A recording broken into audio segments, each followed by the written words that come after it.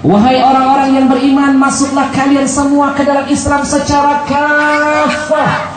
Lagi-lagi timbul pertanyaan, apa sih yang dimaksud dengan kafah? Saya beberkan sedikit.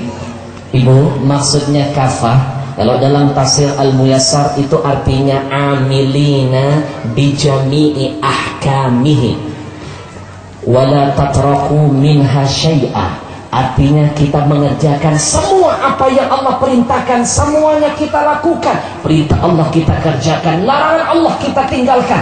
Hukum yang sudah Allah tetapkan kita jadikan warna dalam keseharian kita. Dan kita tidak timpang tindih, tidak pilih-pilih yang enak jadi kita kerjakan, yang gak enak kita tinggalkan. Orang yang kafah semua dia lakukan. Dapat menghadiri satu acara tabligh akbar dari jamaah Thariqat Naqsabandiyah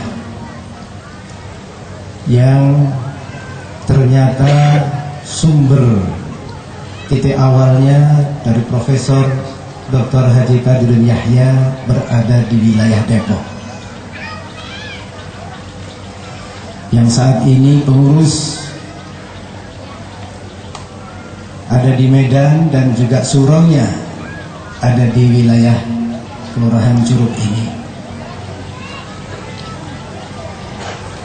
Sedikit informasi yang telah kami terima setelah ada audiensi dengan para pengurus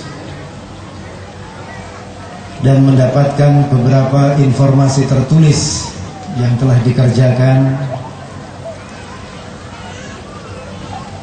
Saya secara pribadi dan atas nama pemerintah kota ingin mengucapkan selamat dan terima kasih atas jerih payahnya yang berikhtiar untuk memberikan penjelasan dan ikut beramar ma'ruf nahi mungkar, mengokohkan kualitas keislaman warga Depok pada khususnya dan umat Islam di Indonesia pada umumnya melalui Thariqat Naqsabandiyah ini. Kami berdoa mudah-mudahan melalui media untuk berupaya mendalami dan meningkatkan pemahaman tentang keislaman kita. Kita sekalian mudah-mudahan mendapatkan ridho Allah Subhanahu wa ta'ala. Maka dari itu, inilah kepentingan tarekat itu untuk membina, membangun dalam. Bisa kita entak budallah, kita merasa kita entak budallah ke anak antara sembah sujud kepada Allah, seolah-olah kita bisa melihatnya. Kalau tidak bisa, bagaimana kita merasa didengar, dilihat oleh Allah atau tidak? Bukan sekadar masuk tarekat itu aurat.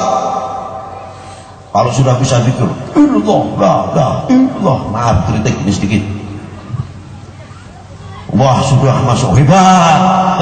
Tarekat bukan itu.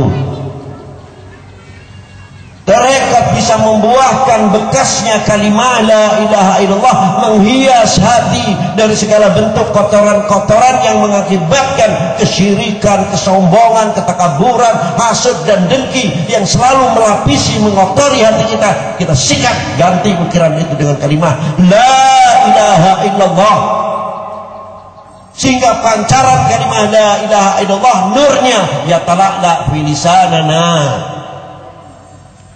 menerangi mulut kita, menerangi mata kita, menerangi pandangan kita, menerangi telinga kita, pendengaran kita.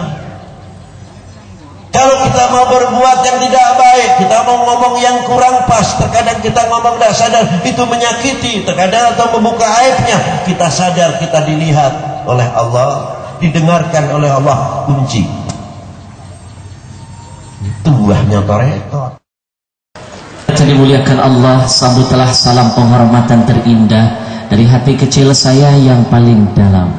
Kalau ngomongin muslim kafah, rasanya tidak enak kalau tidak berangkat dari firman Allah yang satu ini. Nanti buka surah Al-Baqarah, Allah Subhanahu wa ta'ala berfirman, Simak ayatnya. Ayat ini ada dua harapan. Yang pertama, Allah nyuruh kita masuk secara kafah. Yang kedua, kita harus hati-hati dengan syaitan, karena syaitan akan menyesatkan kita. Dia akan bentangkan jalan sehingga kita tidak sadar kita sudah berlalu di jalan-jalannya syaitan. Ada dua ini yang akan kita bahas. Wahai orang-orang yang beriman. Pertanyaannya, siapakah orang-orang yang beriman? Nanti buka tafsir Muyassar, di sana dijelaskan adalah orang yang berani berkata, raditu billahi rabba wa bil islam madinah wa bi Muhammadin.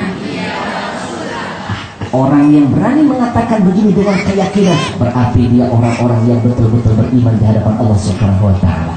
Yang pertama, Allah panggil dengan panggilan sayang. Yang kedua, ada seruan dari Allah.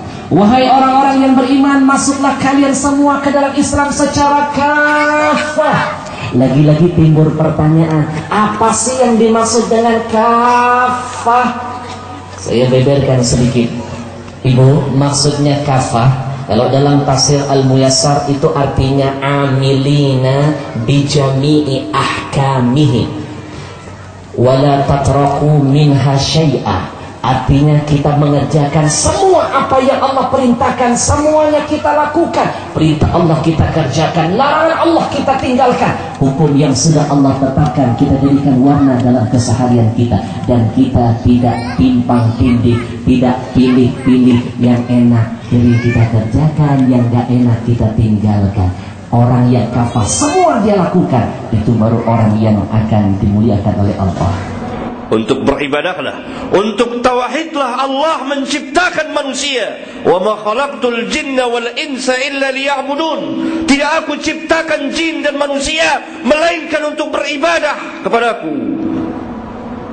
Wa ma khalaqtul jinna wal insa illa liya'budun. Illa liya'budun, agar mereka beribadah kepadaku. Ibadah yang dimaksud adalah agar mereka mentauhidkanku, mengesakanku dalam beribadah kepadaku.